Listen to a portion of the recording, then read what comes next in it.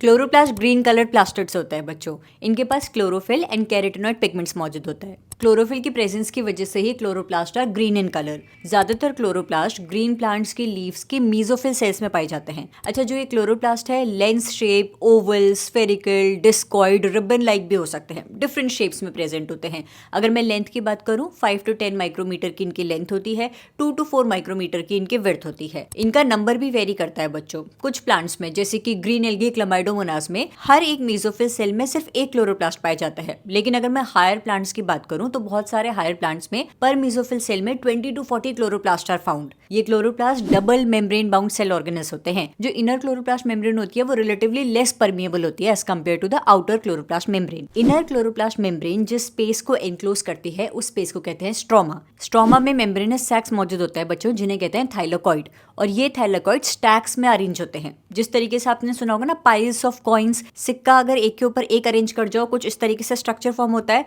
उसी तरीके से जो ये थाइलाकॉइड होते हैं, मेम्ब्रेनस सैक होते हैं, जब एक के ऊपर एक अरेंज हो जाते हैं तो कुछ इस तरीके का अपीयरेंस देते हैं। और इस कंप्लीट स्ट्रक्चर को कहते हैं ग्रैनम। खूब सारे ग्रैनम अगर सामने है तो इससे कहेंगे हम कि ये सब क्या है, ग्रैना है। प्लूरल वर्ड ग्रैना होता है बच्चों। तो ग्रैनम क्या होता है? Stacks of thylakoids is called as granum.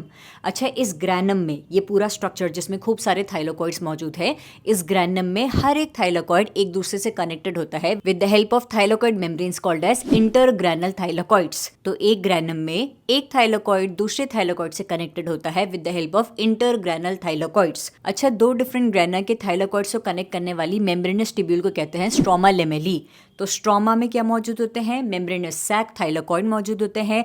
Thylakoid के स्टैक्स को क्या कहते हैं? ग्रैनम कहते हैं। ग्रैनम में एक थाइलाकॉइड दूसरे थाइलाकॉइड से इंटरग्रैनल थाइलाकॉइड्स की मदद से जुड़ा होता है। दो डिफरेंट ग्रैनम के थाइलाकॉइड्स एक दूसरे से स्ट्रोमा लेमेले की मदद से जुड़े होते हैं। थाइलाकॉइड की मेम्ब्रेन के अंदर जो स्पेस होता है उसे कहते हैं ल्यूमेन। अच्छा, जो क्लोरोफिल पिगमेंट होता है ना, वो असल में थाइलाकॉइड के अंदर मौजूद होता है। स्ट्रोमा में बहुत सारे ऐसे एंजाइम्स भी मौजूद होते हैं जो कि synthesis of carbohydrates and proteins में मदद करते हैं।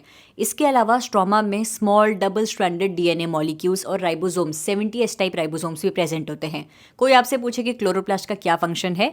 सबसे पहले तो ये फंक्शन है बच्चों कि क्लोरोप्लास्ट में जो क्लोरोफिल और कैरोटीनॉइड पिगमेंट मौजूद होता है, ये सनलाइट एनर्जी को ट्रैप करता है which is used for photosynthesis. Chloroplast का जो स्ट्रोमा रीजन है, उस स्ट्रोमा रीजन में बहुत सारे एंजाइम्स मौजूद होते हैं which helps in synthesis of carbohydrates and proteins. Chloroplast में राइबोसोम्स ही मौजूद होते हैं, 70S टाइप राइबोसोम्स होते हैं और राइबोसोम्स प्रोटीन सिंथेसिस करते हैं। टॉपिक समझ आए तो वीडियो को लाइक जरूर करिएगा। और इसी तरीके से एनसीईआरटी बायोलॉजी के हर एक टॉपिक को शॉर्ट्स के फॉर्म में समझने के लिए stay tuned to biology eighties.